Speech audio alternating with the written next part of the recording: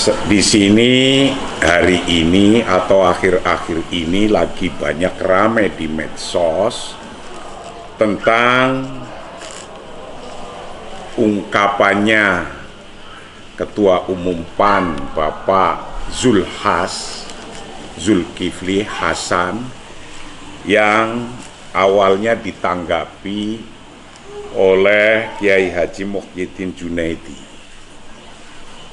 Rame di medsos ini sesungguhnya, ini kalau saya lihat itu dari gergeran menjadi gegeran. Gergeran jadi gegeran. Itu satu. Nomor dua, dari amin yang artinya capres-cawapres yang ada di baliho menjadi amin dalam doa dan doa setelah Fatihah waladolin. Amin yang di baliho artinya Anies Muhaimin. Amin yang ada setelah waladolin dalam Fatihah artinya kabulkanlah doa kami. Itu nomor dua.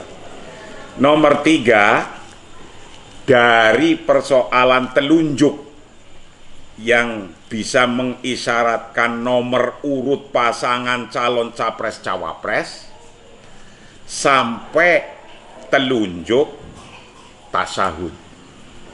Nah, ini persoalannya saya lihat karena dari sebelum-sebelumnya itu ada misalnya Ustadz Abdus Somad yang terkenal UAS itu menjelaskan telunjuk dalam tasyahud atau dalam sholat.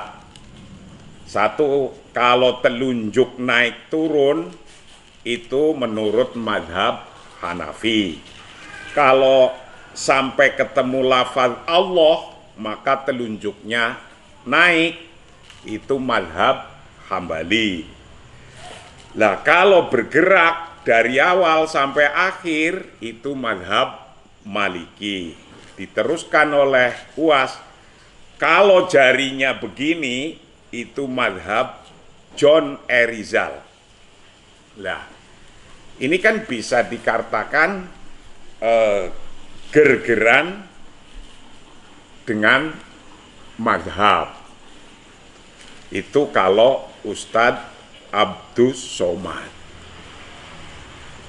Tapi ada juga Ustadz Adi Hidayat, itu katanya tahiyat dalam Islam konon katanya ada yang tidak begini, telunjuknya satu. Ada yang begini, telunjuknya dua. Suatu saat saya ngimami, saya baca Fatihah sampai ghairil maghdubi alaihim waladhdallin, yang bukan orang paslon satu tidak keluar kata aminnya, tapi keluar Nah, itu Ustadz Adi Hidayat. Saya dengerin sendiri dan ini saya kutip kata-katanya. Tapi juga ada Capres Anies, acara debat tidak berdoa lagi, tapi mengheningkan cipta. Kenapa tidak ada doa? Nah ini, kok doanya pakai diem? Itu kalau Anies. Nah kalau Zulkifli Hasan itu menyampaikan ada orang sholat maghrib baca Fatihah sampai waladhdallin. Ada yang diem, Pak. Nah, kalau tahiyat diakhirkan begini, telunjuknya nunjuk satu, sekarang ada yang begini. Nah, itu Zulhas. Jadi sesungguhnya gergeran ini ya sudah ada dari Ustadz Abdus Somad, dari Ustadz Adi Hidayat, dari Capres Anies, dan bahkan dari orang-orang di pinggir jalan itu ya banyak gergeran, kiai-kiai ya banyak gergeran, nah begitu. Nah, ketika ini sudah ramai, Kiai Muhyiddin Junaidi menyoroti bahwa beredarnya video Ketua Umum PAN Zulkifli Hasan dianggap melecehkan ibadah sholat dan penistaan agama.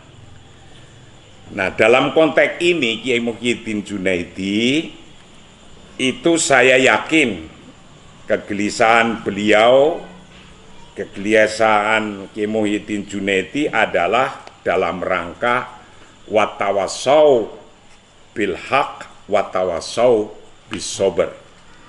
Tawasau bil haq ay auso ba'duhum ba'do biluzumil amali bima anzalallah fi kitabihi, yaitu dalam rangka menyampaikan tawasau, menyampaikan wasiat-wasiat, peringatan-peringatan atas kebenaran dan atas kesabaran.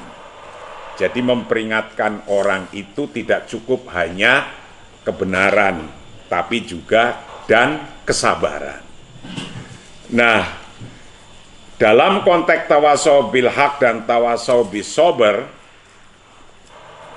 supaya menasehati kebenaran dan menasehati kesabaran, itu untuk mencari kebenaran bahwa hal-hal persoalan seperti yang terjadi di medsos oleh beberapa tokoh yang dianggap melecehkan ibadah sholat dan penistaan agama, itu faktanya masih banyak orang yang berpendapat, apa iya sih tokoh-tokoh sekaliber Ustadz Uwas, Ustadz Adi Hidayat, Anies Capres, dan Zulhas yang mereka backgroundnya juga muslim taat,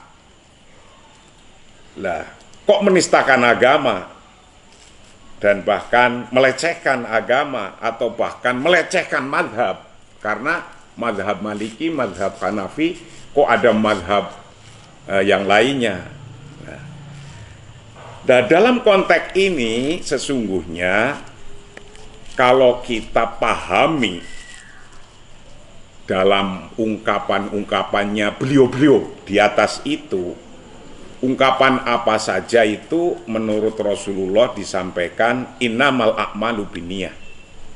Segala sesuatu tergantung pada niatnya. Apa yang mereka maksud gergeran atau apa yang mereka maksud itu sesungguhnya pelecehan.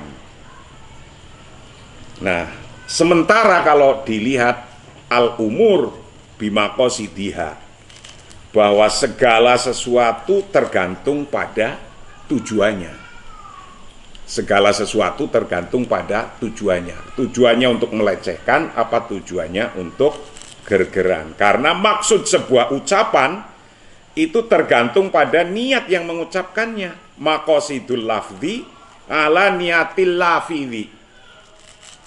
Bahwa maksud sebuah ucapan tergantung pada niat yang mengucapkan.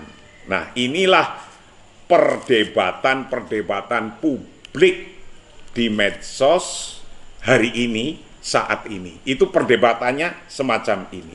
Lalu, apa sikap kita menghadapi perdebatan semacam ini? Menghadapi fakta-fakta yang sudah diungkapkan oleh tokoh-tokoh yang tadi saya sebutkan di atas. Untuk menghadapi ini, kita seharusnya bangsa Indonesia atau umat, atau disebut dalam bahasa kitab Ahkamus Sultaniyah disebut ahlul ikhtiar, ya, orang-orang yang mempunyai hak untuk memilih. Karena kita itu dalam konteks omongan-omongan ini adalah konteks pemilu, pemilihan umum, yaitu pemilihan presiden dan pemilihan wakil presiden, atau bahkan sampai pemilihan wakil-wakil legislatif yang memilih presidennya dan cawapresnya serta wakil-wakil rakyat pada hari kampanye hari-hari ini, yang hari sesungguhnya hari-hari untuk menimbang-nimbang mana yang lebih cocok dan mana yang lebih tepat, mana yang lebih pas jadi pemimpin. Ini disebut hari-hari kampanye atau hari Yaumul Khiyar, hari-hari untuk merenungkan, untuk memilih, Yaumul Khiyar. Nah, dalam konteks ini kami mengharap bahwa para pimpinan masyarakat, pemimpin agama, dan termasuk pemimpin partai, juga para pendukung-pendukungnya calon, para pendukung calon, masing-masing calon, saya harapkan untuk tetap mengedepankan akhlakul kalimah dalam menyampaikan pesan-pesannya, dan yang utamanya lebih baik adu gagasan yang sehat, bukan adu gos-gosan. Nah, adu gagasan, bukan adu gos-gosan, dan bukan pula sodok-sodokan. Nah, karena itu akan menimbulkan kesalahpahaman atau bahkan bisa kepleset omongan-omongan yang mestinya tidak penting untuk diomongkan, tapi menjadi persoalan. Nah, itu bagaimana mengatasi persoalan ini nomor satu. Mengatasi persoalan ini nomor dua, bahwa kita hendaknya harus bisa membedakan antara kata amin yang ada di baliho, yang artinya paslon capres-cawapres, yaitu Anies Muhaimin. Amin artinya Anies Muhaimin kalau yang di baliho-baliho. Dan amin dalam doa, dan amin dalam doa setelah membaca Fatihah, yang artinya kabulkan doa kami. Jadi masyarakat harus cerdas, harus paham ini, bahwa ada amin yang artinya Anies Muhaimin capres-cawapres, ada amin yang artinya kabulkan doa kami. Nah, untuk itu harus bisa membedakan juga isyarat telunjuk dalam isyarat urutan paslon. Isyarat telunjuk dalam urutan paslon capres-cawapres dan telunjuk dalam tasyahud atau sholat, harus bisa membedakan. Maka ketika urusannya berdoa, saya harap jangan diganti-ganti. Memang setelah ghairul maghdubi alaihim ya waladhdallin ya amin. Kalau kita berdoa Allahumma barik lana fi ma razaqtana, ya doanya jawabannya amin. Gak usah diganti-ganti, gak usah rikuh, karena itu artinya berbeda. Artinya berbeda antara amin yang di baliho dengan amin yang di dalam doa. Itu nomor 3. Nomor 4, bahwa tadi saya sudah sampaikan belum? Itu kan ketika sholat maghrib, dia menyampaikan ketika sholat maghrib baca Fatihah, waladolin ada yang diam Pak katanya. Kalau tahiyat akhir kan begini, tapi ada yang telunjuknya begini. Itu persoalannya yang ditanggapi oleh Kiai Haji Muhyiddin Junaidi, yang itu dianggap menjadi penistaan.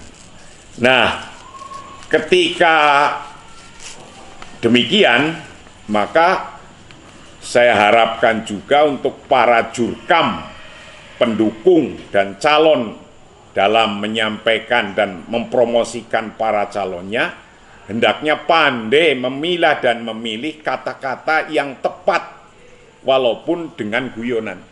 Harus bisa memilih kata-kata yang tepat walaupun dengan guyonan. Nah, yang terakhir, harus bisa mengedepankan sikap tasamuh. sikap membuka ruangan untuk saling tabayun, klarifikasi, dan memaafkan. Harus bisa mempunyai sifat memaafkan. Jika dalam memasarkan para calon capres-cawapresnya ada pilihan kata-kata yang dimaksud untuk gergeran, tapi malah jadi gegeran. Karena prinsipnya dalam agama menyampaikan, diajarkan khudhil afwa wa'mur bil urfi wa'rid anil jahilin. Jadilah engkau pemaaf dan suruhlah orang mengerjakan yang baik-baik. Yang baik-baik juga kalau agar jangan sampai jadi persoalan, memilih kata juga yang baik-baik. Nah, jangan sampai dalam konteks ini jadi persoalan. Terakhir, yang membuat orang itu menjadi kadang banyak salah paham yang salah, dan atau bahkan bisa sampai caci maki, itu karena ada persaingan. Yang membuat ini adalah persaingan. Nah, ketika menghadapi persaingan, khususnya di Indonesia menghadapi persaingan, termasuk persaingan pemilu, agar dijauhkan dari bencana dan kerusakan sosial, agama Rasulullah telah menyampaikan ini. Apa sikap kita menghadapinya? Abshiru wa amilu ala ma yasurrukum ala man kana qablakum. Fatanafasuha kama tanafasuha fatuhlikakum kama halakatkum. Itu Rasulullah menyampaikan, kalau ngadepin lagi persaingan yang sengit seperti ini dalam pilpres atau lainnya, maka berilah kabar gembira. Jadi yang diangkat mestinya yang menggembirakan, walau jangan cuma yang malah jadi gegeran. Dan carilah apa yang dapat membuat gembira. Karena sesungguhnya demi Allah bukan kemiskinan yang aku khawatirkan, tetapi yang aku khawatirkan terhadap kalian itu karena dibentangkannya kemudahan dunia. Jadi hari ini dibentangkan kemudahan dunia, medsos, informasi itu pagi, semenit sudah sampai kemana-mana, dibentangkan itu. Nah, ini udah disampaikan 14 abad yang lalu. Dibentangkannya fasilitas dunia, sebagaimana dibentangkan pada orang-orang sebelum kalian, tapi lalu kalian berlomba-lomba untuk mendapatkannya, sebagaimana mereka berlomba-lomba, sehingga itu akan membinasakan kalau berlomba-lomba ini di luar aturan. Nah, semoga nanti ke depan KPU bisa ngatur yang semacam ini, kata-kata yang bisa menjadi dari gergeran menjadi gegeran. Dan tadi perintahkan untuk sering tabayun, tasamuh, dan memberi maaf, maka saya menghimbau baiknya nggak usah ada tuntut-tuntutan. Tapi yang terpenting bagaimana seperti Kiai Muhyiddin sudah beliau menyampaikan tausiahnya, watawasau bil haq sudah disampaikan, kewajibannya sudah disampaikan, agar jangan sampai yang begitu terjadi lagi. Tapi harapan saya yang terakhir, nggak usahlah pakai tuntut-tuntutan dan segalanya. Karena apa? Yang melakukan gergeran seperti di atas ya tokoh-tokoh kita juga. Masa Pak Ustadz Abdul Somad juga nanti dituntut, Adi Hidayat dituntut, terus Pak Anies sendiri dituntut, terus Zulkifli Hasan dituntut. Ah, itu sesuatu yang kurang produktif. Karenanya tabayun dan memberikan tasamuh dan memberikan maaf itu jalan yang terbaik. Terima kasih. Diperpanjang.